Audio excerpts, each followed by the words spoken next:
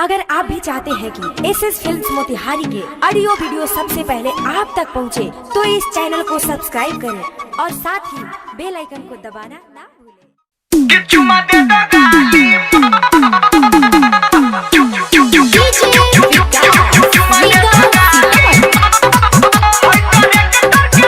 माँ Vaishno recording studio Delhi.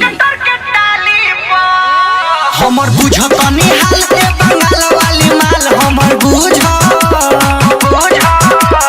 बुझतनी हाल के बंगाल वाली माल मन डोलल बावे तोरा ओठा लाली पर सपना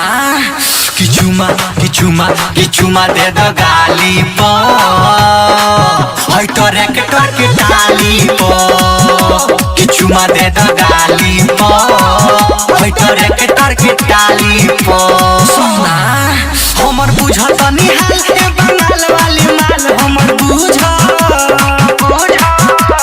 बुझतनी हाल के बंगाल वाली माल मन डोलल बावे तोरा ओठा लाली पर सपना किचुमा दे द गाली पर हई तोरे के टाली पर किचुमा दे द गाली पर हई तोरे के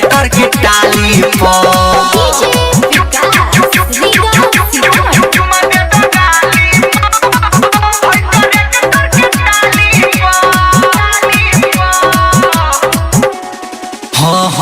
मन करे जितना तू ले ले नमरिया हमरा के धरे देते हैं कवरिया हाय हाय मन करे जितना तू ले ले नमरिया हमरा के धरे देते हैं कवरिया सुनो ये सालो ना करे करो ना कुछ ना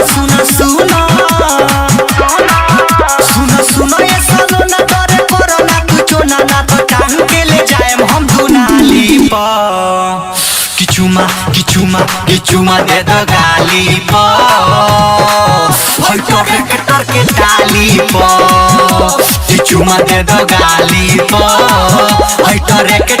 टाली पर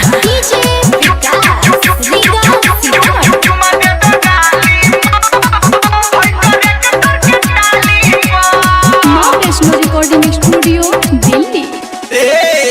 हो जाई मार जदी बोली बरतिया निखिलते आगी हवे मोर संहतिया हो जाई मार जदी बोली बरतिया निखिलते आगी हवे मोर संहतिया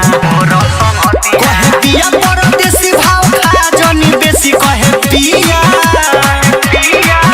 कहे सौरभ परदेसी भाव खा जनी बेसी जनी करी हो भरोसा ए बाबा किचुमा दे दो गाली पर विकास जी के टाली पर किचुमा दे दो गाली पर